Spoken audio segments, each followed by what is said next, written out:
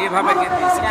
আগে থেকে আমার বক্তব্যের সংক্ষিপ্ত বিষয়বস্তু আগে থেকে ছিল ওইটা ওই জন্য তাই আমি করতেছি বর্তমান বিশ্বে মুসলমানদের করুণ অবস্থা এনে ধরো উপায়। সুন্নাতুল্লাহ তাদবীরিল আরজ পরিচালনায় আল্লাহ সুবহানাহু ওয়া তাআলার কিছু মূলনীতি আছে, যে মূলনীতিগুলোকে সামনে রেখে আল্লাহ এই পৃথিবী পরিচালনা করে থাকে। যেমন আল্লাহ এই পৃথিবীতে কিভাবে মারছে তুমি একটু ভালো ব্যবস্থা আগে থেকে মারছে আমরা আসার আগে দিনের ব্যবস্থা রেখেছে। আসসালামু আলাইকুম ওয়া রাহমাতুল্লাহি ওয়া বারাকাতুহু। মেঘ, বৃষ্টি, ঝড়, বাতাস, মিষ্টি পানি, দাদা রিভাব দাও লবণাক্ত সমুদ্রের দাদা। পানি,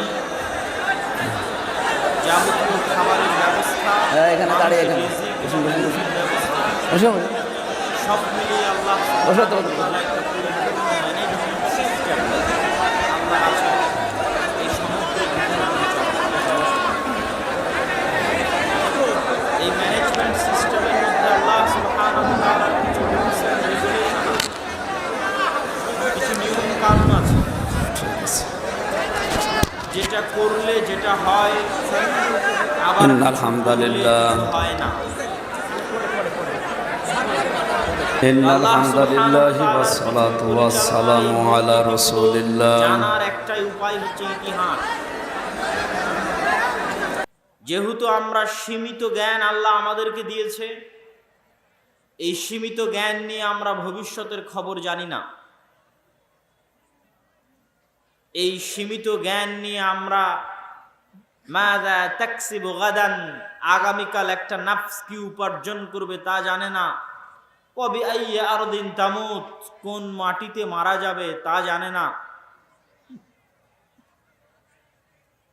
ঠিক তেমনি আমরা আমাদের নিজেদের শরীর, আমাদের সার্বিক অবস্থা সম্পর্কেও জানি না। জানেন কে? আল্লাহ সুবহানাহু ওয়া তাআলা। আমরা জানতে পারি কি অতীত, অতীতে হাজার হাজার বছর থেকে পৃথিবীতে কি হয়ে আসতেছে, আল্লাহ সুবহানাহু ওয়া তাআলা কি করে আসতেছেন পৃথিবীতে, তা জানার উপায় আমাদের কাছে আছে, ইতিহাস। এই জন্য স্বয়ং আল্লাহ সুবহানাহু ওয়া তাআলা পবিত্র কোরআন মাজিদে ইতিহাসের আলোচনা করেছেন। পবিত্র কোরআন মাজিদে আদম, ইবলিস, জান্নাত থেকে বিতাড়িত হওয়ার ঘটনা, হাবিল কাবিলের ঘটনা, নূহ আলাইহিস সালাতু ওয়াস সালামের মহা প্লাবনের ঘটনা, ইব্রাহিম, মুসা, ঈসার ঘটনা, এগুলো সকল ঘটনা আল্লাহ সুবহানাহু ওয়া তাআলা নিজে পবিত্র কোরআন মাজিদে বর্ণনা করেছেন। তার অর্থ হচ্ছে ইতিহাসের গুরুত্ব আছে, এই জন্যই আল্লাহ সুবহানাহু ওয়া তাআলা কোরআন মাজিদে ইতিহাস বর্ণনা করেছেন। তো আজ সারা বিশ্বের মুসলমানেরা যে ভয়ঙ্কর এবং কঠিন সময়ের মধ্যে আছে, বিশ্বের ইতিহাসে মুসলমানেরা এর চাইতেও ভয়ঙ্কর, এর চাইতেও কঠিন, এর চাইতেও ভয়াবহ সময় পার করে এসেছে। আপনার কাছে আজ সারা বিশ্বের মুসলমানদের অবস্থা দেখে মনে হতে পারে না জানি আমরা কত কঠিন বিপদে আছি, কিন্তু ইতিহাস পড়লে দেখবেন মুহাম্মদ সাল্লাল্লাহু আলাইহি ওয়াসাল্লামের বিদায়ের পর থেকে নিয়ে গত 1400 বছরে এখন যে অবস্থার আমরা মুখোমুখি, তার চেয়ে বেশি ভয়ঙ্কর, বেশি ভয়াবহ, বেশি কঠিন অবস্থার আমরা মুখোমুখি হয়েছিলাম। সেই ভয়ঙ্কর, সেই ভয়াবহ অবস্থার কিছু বিবরণ এবং সেখান থেকে আল্লাহ সুবহানাহু ওয়া তাআলা মুসলমানদের কিভাবে উত্তরণ দিয়েছিলেন সেটার আলোচনা পেশ করার চেষ্টা করব ইনশাআল্লাহুল আজিজ। আজকে আমরা মুসলমানেরা কি ভয়াবহ অবস্থার মধ্যে আছি। আজকে ফিলিস্তিনের গাজায় এখন পর্যন্ত 8 থেকে 9 হাজারের অধিক মানুষ, নারী, পুরুষ, শিশু গত 10-15 দিনে হত্যা করা হয়েছে। 100, 200, 500 নয়, 8-10 হাজার মানুষ। সমগ্র গাজায় জ্বালানি তেলের 27 দিন যাবত এক ফোঁটা সরবরাহ নাই। জ্বালানি তেলের সরবরাহ না থাকার কারণে মেডিকেল এবং হাসপাতালগুলো যেগুলো জেনারেটরের উপর ভিত্তি করে চলছিল সেগুলোও বন্ধ হয়ে গেছে। সমগ্র গাজায় মোবাইলের নেটওয়ার্ক এবং ইন্টারনেট ব্যবস্থা বিচ্ছিন্ন, পৃথিবী থেকে সম্পূর্ণরূপে ডিসকানেক্টেড। তারা পৃথিবীর মানুষকে কিছু বলবে, তারা বেঁচে আছে না মরে যাচ্ছে এটা বলার তাদের কাছে কোনো সুযোগ নাই। সমগ্র গাজায় খাদ্য সরবরাহ বন্ধ। যদিও অল্প কিছুদিন পূর্বে সামান্য খাদ্য সরবরাহ সুযোগ দেওয়া হয়েছে, কিন্তু সেটা লক্ষাধিক মানুষের মধ্যে এক ফোঁটা পানির মতো। সম্মানিত উপস্থিতি, সমগ্র বিশ্বের মুসলমান অমুসলমান, মুসলিম অমুসলিম সকল শাসকের সামনে, আধুনিক বিশ্বের সকল মিডিয়ার সামনে, আধুনিক বিশ্বের সকল সামাজিক যোগাযোগ মাধ্যম, ফেসবুক, টুইটার, ইউটিউবের সামনে প্রতি সেকেন্ডের আপডেট পাওয়ার যে যুগ, সেই যুগে প্রকাশ্যে দিনে দুপুরে মুসলমানদের সাথে এই ব্যবহার করা হচ্ছে, এই আচরণ করা হচ্ছে, কিন্তু টু শব্দ করার, বন্ধ করার, বাধা দেওয়ার কেউ নাই। এখান থেকে আপনি বুঝতে পারবেন যে আজ সারা বিশ্বের মুসলমানদের অবস্থা কতটা অসহায়, কতটা নিদারুণ, কতটা করুণ। মধ্যপ্রাচ্যের মধ্যে ইসরায়েল নামক যে রাষ্ট্রটি স্থাপন করা হয়েছে, আমার মনে হয় পৃথিবীর একমাত্র রাষ্ট্র যার নির্ধারিত কোনো বর্ডার নাই। প্রতিটা দেশেরই একটা বর্ডার আছে, যে আমি এই সীমানা হচ্ছে আমার। যেমন আপনাদের পাতাড়ির যে সীমানা, এই সীমানা কত সালে নির্ধারিত হয়েছে বলতে পারবেন? জি, আপনাদের পাতাড়ির যে বর্ডার ভারতের সাথে, এটা কত সালে নির্ধারিত হয়েছে? 1947 সালের বর্ডার এটা, 71-এরও না। মানে আমরা যে মানচিত্রে বসবাস করি, এই মানচিত্রটা আমরা 71-এ পাইনি, এই মানচিত্রটা আমরা 47-এ পেয়েছি, যেটাকে বলা হয় পাকিস্তান আন্দোলন। মুসলমানদের জন্য আলাদা দেশ লাগবে মর্মে যে আন্দোলন হয়েছিল, সে আন্দোলনের ফলশ্রুতিতে পূর্ব পাকিস্তানের মুসলমানদের জন্য যে দেশ তৈরি হয়েছিল, সেই দেশ এই দেশ, এই সীমানা সেই সীমানা। তো পৃথিবীর একমাত্র দেশ যার কোনো বর্ডারই নাই। মানে আজ সকালে আমি বললাম এই পর্যন্ত আমার বর্ডার, সকালবেলা ঘুম থেকে উঠে বলছি না ওই পর্যন্ত আমার বর্ডার।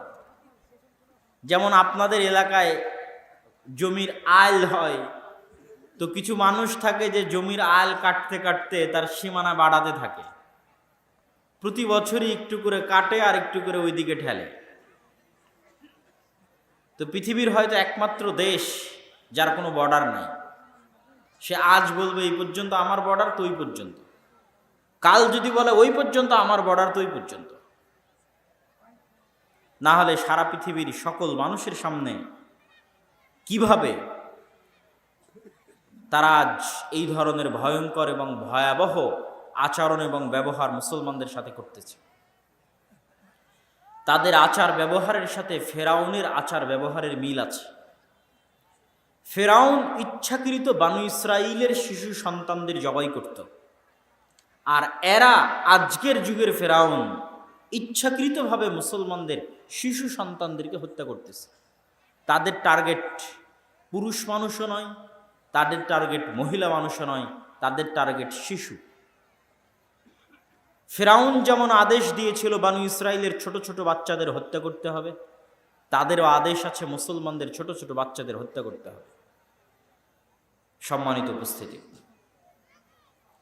কিন্তু আমি আপনাদেরকে বলছি, আজকে আপনারা যেই ভয়ঙ্করতা, যেই ভয়াবহতা চোখের সামনে দেখছেন, এর চেয়ে শতগুণ বেশি ভয়াবহ এবং ভয়ঙ্কর যুগ মুসলমানেরা পার করেছে। সেটাই ইতিহাস। যে এর চেয়ে ভয়ঙ্কর এবং ভয়াবহ অবস্থা থেকে যদি আল্লাহ মুসলমানদের উত্তরণ দিতে পারে, তো এই অবস্থা থেকে উত্তরণ দিতে পারে। ওই অবস্থা থেকে আল্লাহ সুবহানাহু ওয়া তাআলা যেই কারণে যেইভাবে উত্তরণ দিয়েছেন, এই অবস্থা থেকে ওই কারণে ওইভাবে আল্লাহ সুবহানাহু ওয়া তাআলা উত্তরণের ব্যবস্থা করে দিতে পারেন। সেই ঘটনা কোন ঘটনা? ক্রুসেডারদের ঘটনা এবং হালাকু খা ও চেঙ্গিস খানের ঘটনা, তাতারি মঙ্গোলীয়দের ঘটনা। চীনের পাশে এখনো একটি রাষ্ট্র আছে মঙ্গোলীয়। আর ক্রুসেড বলা হয় যেই ক্রুশ বিদ্ধ করে শুলে চড়িয়ে ঈসা আলাইহিস সালাতু ওয়াস সালামকে হত্যা করা হয়েছিল মর্মে খ্রিস্টানরা বিশ্বাস করে। ওই শুলের ইংরেজি হচ্ছে ক্রস চিহ্ন, কাঠ। সেই কাঠের সাথে এইভাবে হাত বেঁধে প্রেক দিয়ে মেরে ঈসা আলাইহিস সালাতু ওয়াস সালামকে হত্যা করা হয়েছিল মর্মে তারা বিশ্বাস করে। ঠিক এই আকৃতিটাই হচ্ছে ক্রুসের আকৃতি। সেটার উপর ভিত্তি করেই হচ্ছে ক্রুসেড, ধর্মযুদ্ধ, খ্রিস্টানদের জন্য ধর্মযুদ্ধ।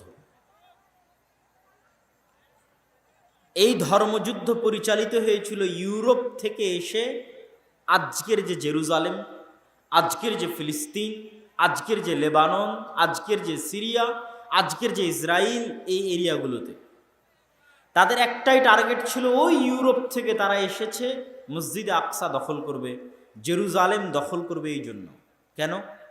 মারিয়াম আলাইহা সালাতু ওয়াস সালাম এই শহরে এই মসজিদে বসবাস করতেন, যিনি তাদের মা মেরি। ঈসা আলাইহিস সালাতু ওয়াস সালাম এই শহরে জন্মগ্রহণ করেছিলেন, এই শহরে তাকে হত্যা করা হয়েছে মর্মে তাদের বিশ্বাস, যিনি তাদের জেসাস, খ্রিস্টানদের। সম্মানিত উপস্থিতি, আর মঙ্গোলীয়দের চেতনা কি ছিল? মঙ্গোলীয়রা ছিল পৃথিবীর সবচেয়ে অসভ্য, অশিক্ষিত, বর্বর জাতি, যাদের কাছে না শিক্ষা ছিল না নিয়ম কানুন ছিল। তারা শুধু বুঝত মানুষের রক্ত পান করতে হবে, মানুষকে নৃশংস পশুর মতো হত্যা করতে হবে। এই জন্য ওই যুগের আলেম ওলামারা মনে করেছিল এরাই ইয়াজুজ এবং মাজুজ। মঙ্গোলীয়রা যখন মঙ্গল থেকে বের হলো, তাতারেরা, চেঙ্গিসকা, হালাকু খারা, তখন এই গোটা মুসলিম বিশ্বের বড় বড় আলেম ওলামারা ফতোয়া দিয়েছিলেন এরাই ইয়াজুজ মাজুজ বের হচ্ছে।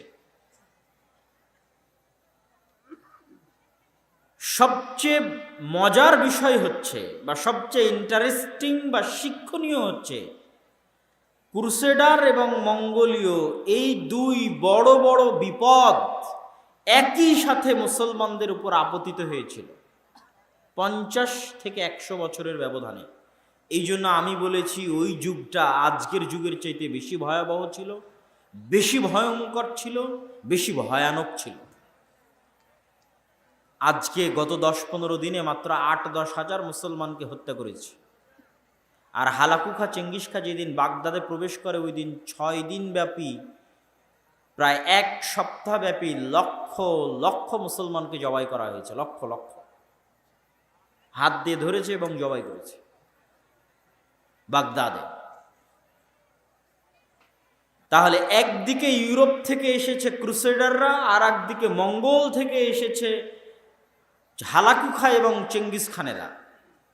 এইরকম একটা ভয়াবহ, ভয়ঙ্কর, ভয়ানক পরিস্থিতি থেকে আল্লাহ সুবহানাহু ওয়া তাআলা মুসলমানদের উদ্ধার করেছেন। শুধু উদ্ধার করেছেন তা নয়, যুগ যুগ যাবৎ মুসলমানেরা যেই দেশ বিজয় করতে পারেনি, আল্লাহ এই ক্রুসেডারদের পরাজিত করার পরে, এই মঙ্গোলীয় তাতারদের পরাজিত করার পরে মুসলমানদেরকে সেই দেশ বিজয় করার সুযোগ করে দিয়েছিলেন। যুগ যুগ, সাহাবীদের যুগ থেকে মুসলমানেরা ওখানে গিয়ে মরত ওই দেশ বিজয় করার জন্য, পারেনি। সেটাই হচ্ছে আজকের তুরস্ক, সেটাই হচ্ছে আজকের ইস্তাম্বুল, সেটাই হচ্ছে আজকের কুস্তুনতুনিয়া। আরবিতে বলে কুস্তুনতুনিয়া, ইংরেজিতে বলে কনস্টান্টিনোপল। রোমান খ্রিস্টানদের সবচেয়ে বড় হেডকোয়ার্টার ছিল। পুরো ক্রুসেডের যুদ্ধের সময়ে জেরুজালেমের বিরুদ্ধে যে যুদ্ধ পরিচালিত হতো, এই যুদ্ধের হেডকোয়ার্টার ছিল তুরস্ক। এটা মুসলিম বিশ্বের সীমানা ছিল রাবাত। হাজার হাজার মুসলমানেরা এই রাবাত, এই সীমানায় গিয়ে মারা গেছে যে কবে আমরা ইস্তাম্বুল বিজয় করতে পারবো, কুস্তুনতুনিয়া বিজয় করতে পারবো। তাহলে দেখেন, মাত্র 200 বছরের মধ্যে ক্রুসেডাররা জেরুজালেম দখল করে নিল, মঙ্গোলীয়রা বাগদাদে লক্ষ লক্ষ মুসলমানকে জবাই করলো। একসাথে এই দুইটা ঘটনা ঘটে যাওয়ার পরে, এই দুইটা ঘটনা থেকে আল্লাহ তো মুসলমানদের উত্তরণ দিলেনই। ক্রুসেডারদেরকে পরাজিত করে আরব বিশ্ব থেকে বিতাড়িত করা হলো, মঙ্গোলীয়দেরকে বিতাড়িত করা হলো। শুধু এখানেই নয়, আল্লাহ সুবহানাহু ওয়া তাআলা মুসলমানদের ক্রুসেডারদের যে হেডকোয়ার্টার ছিল তুরস্ক, ইস্তাম্বুল, কনস্টান্টিনোপল, সেটাও বিজয় করার তৌফিক দিলেন এবং সেখানেই প্রতিষ্ঠিত হলো মুসলমানদের শেষ খেলাফা, উসমানীয় খেলাফত। এগুলো সবগুলো ঘটলো 200 থেকে 300 বছরের মধ্যে। তাহলে যেই মুহূর্তে ক্রুসেডাররা এবং মঙ্গোলীয়রা বাগদাদ এবং জেরুজালেমে আক্রমণ করেছিল, ওই অবস্থা থেকে আল্লাহ উত্তরণ দিয়ে যদি কনস্টান্টিনোপল বিজয় করাতে পারেন, আজকে মুসলমানেরা যে ভয়াবহ ভয়ানক পরিস্থিতির মধ্যে আছে, এখান থেকে আল্লাহ সুবহানাহু ওয়া তাআলা উত্তরণের ব্যবস্থা করে দিবেন। কিন্তু আপনাকে জানতে হবে তারা উত্তরণ পেয়েছিল কিভাবে। দুইজনের নাম বলে, তাদের সংক্ষিপ্ত ইতিহাস বলে আমরা আমাদের এই পর্ব শেষ করব। একজন হচ্ছেন সালাহুদ্দিন আল আইয়ুবী রাহিমাহুল্লাহ রাহমাতান ওয়াসিআ, আরেকজন হচ্ছে সাইফুদ্দিন কুতজ জাহিরুদ্দিন বেরবাস রাহিমাহুমুল্লাহ রাহমাতান ওয়াসিআ। যেই মুহূর্তে ক্রুসেডারেরা গোটা জেরুজালেম 70 থেকে 80 বছর যাবৎ দখল করে আছে, ওই মুহূর্তে ক্রুসেডারদেরকে মসজিদে আকসা থেকে বিতাড়িত করে মসজিদে আকসা বিজয় করেছিলেন সালাহুদ্দিন আইয়ুবী।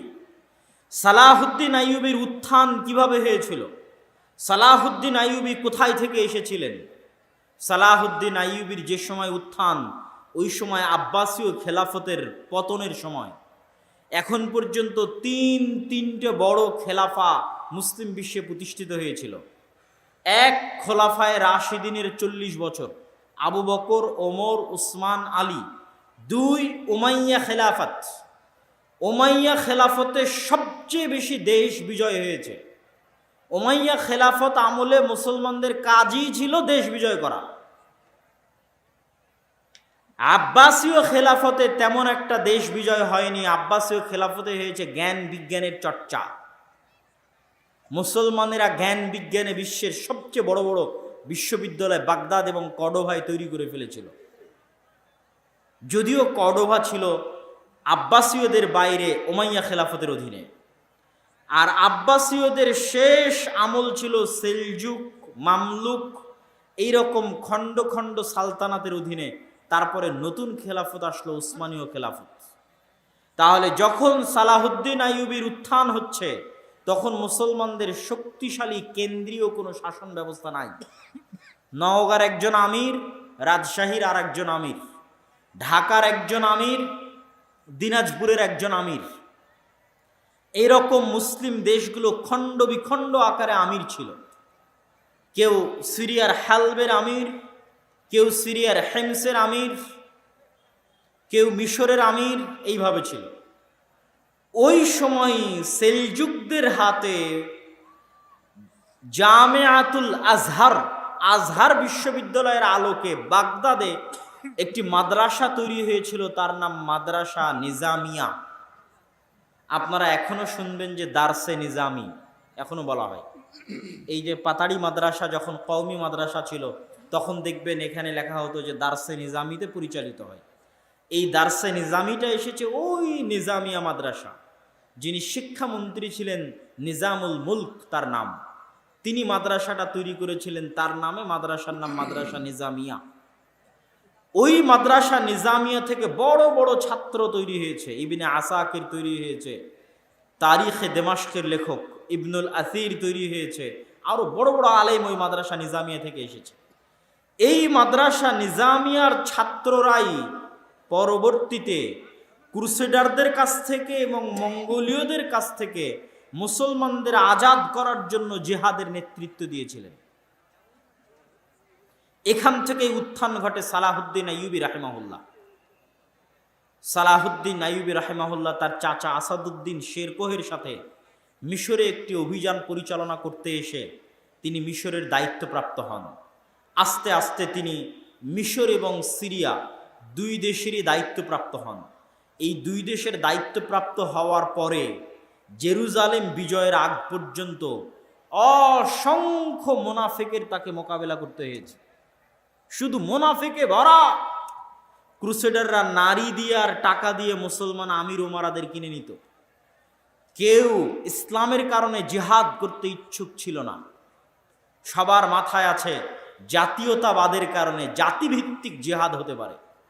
যেমন ইসরায়েলের বিরুদ্ধে আরব বিশ্ব তিনটে যুদ্ধ করেছে জাতীয়তাবাদের উপর ভিত্তি করে। একটা যুদ্ধ জিততে পারেনি, কেননা যুদ্ধটা ছিল জাতীয়তাবাদের কারণে।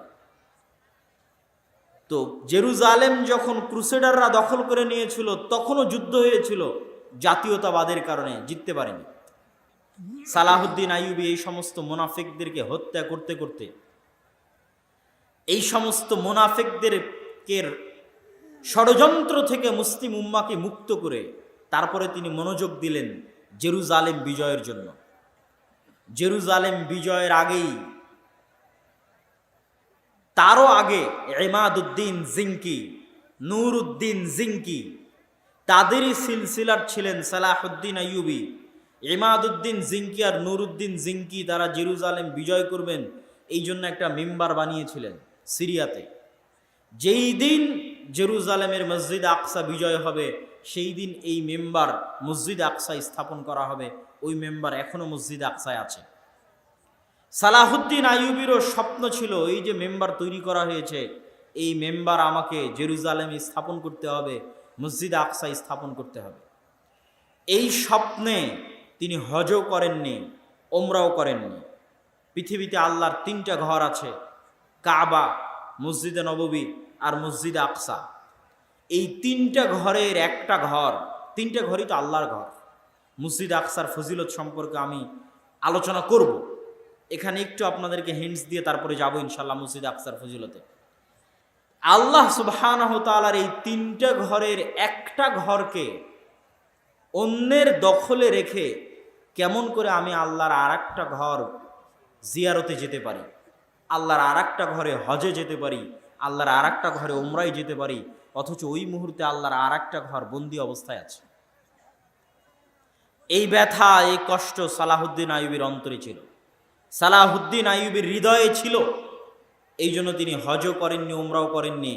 আগে মসজিদ আকসা বিজয় করবেন, আল্লাহর আর একটা ঘর আগে মুক্ত করবেন বন্দী দশা থেকে, আল্লাহর আর একটা ঘর আগে মুসলমানদের জন্য উন্মুক্ত করে দিবেন, তারপরে তিনি আল্লাহর অন্য ঘর সেটা জিয়ারতের জন্য যাবেন, হজ এবং উমরা আদায় করার জন্য যাবেন। আজকে 70-80 বছর থেকে মুসলমানেরা মসজিদ আকসা দেখতে যেতে পারে না।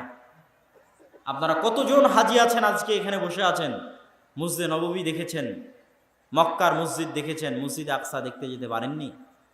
এ আফসোস থাকা উচিত অন্তরে। এটাও ওই তিনটা মসজিদের একটা মসজিদ যেখানে দেখতে যাওয়া উচিত, ওই তিনটা মসজিদের একটা মসজিদ যেখানে গেলে অতিরিক্ত নেকি আছে সালাতের জন্য। এটা মুসলমানদের প্রথম কিবলা, কিন্তু আমরা 70-80 বছর থেকে যেতে পারি না। পৃথিবীর 100 থেকে 150 কোটি মুসলমান তাদের তৃতীয় পবিত্রতম স্থান দেখতে যেতে পারে না। এই কষ্ট মুসলমানদের অন্তরে থাকতে হবে, আপনার সন্তানের অন্তরে এই কষ্ট দিতে হবে।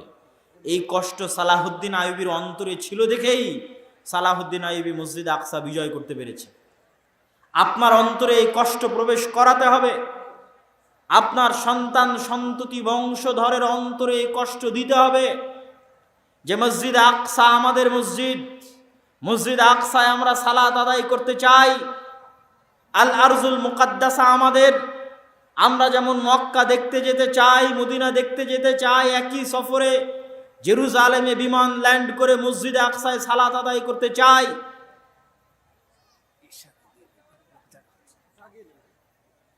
আপনারা যারা একটু সামনের দিকে যদি অল্প অল্প করে চেপে বসেন, পিছনে লোকজন জায়গা পাচ্ছে না, একটু অল্প অল্প করে একটু চেপে বসেন যাতে পিছনে লোকজন বসতে পারে।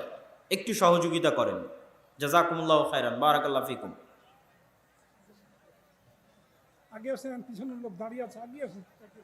জি, পিছনে অনেক লোক ঘোরাফেরা করছে, দাঁড়িয়ে আছে, তারা বসতে পারছে না। আপনারা একটু একটু করে সামনের দিকে আগালে তারা বসার সুযোগ পাবে।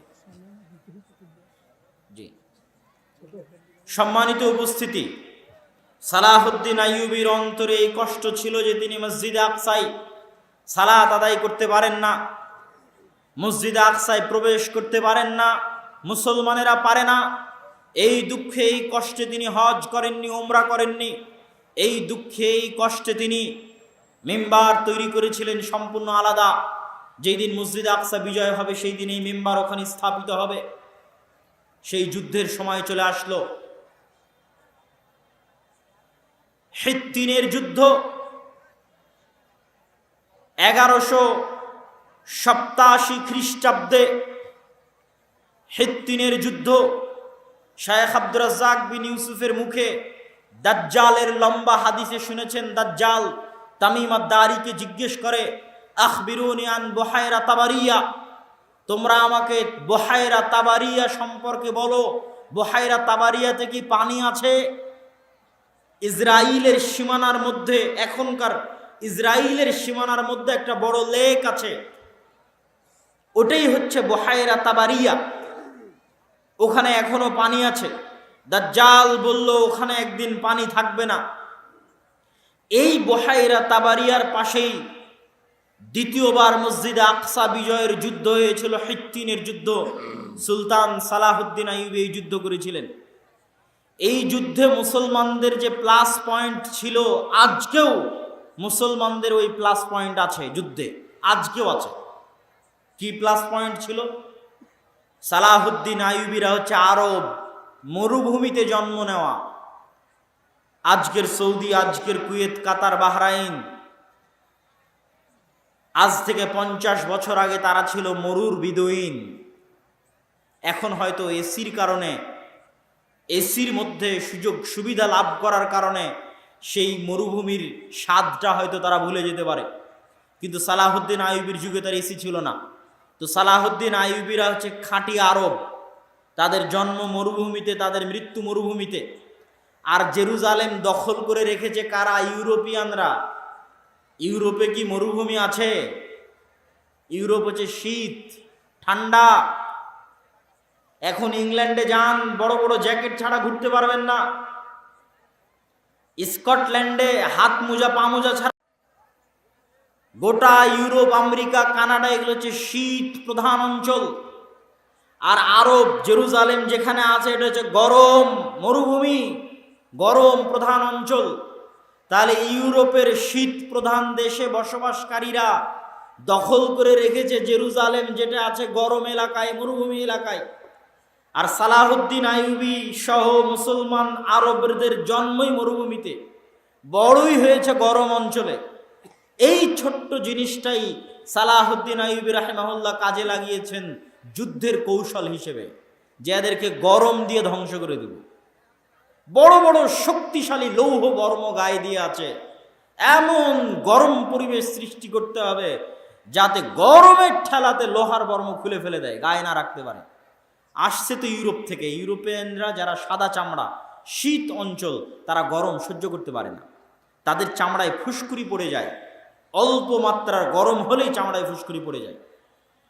আজকেও যারা ওখানে আসছে তারা শীত প্রধান অঞ্চল থেকে আসছে।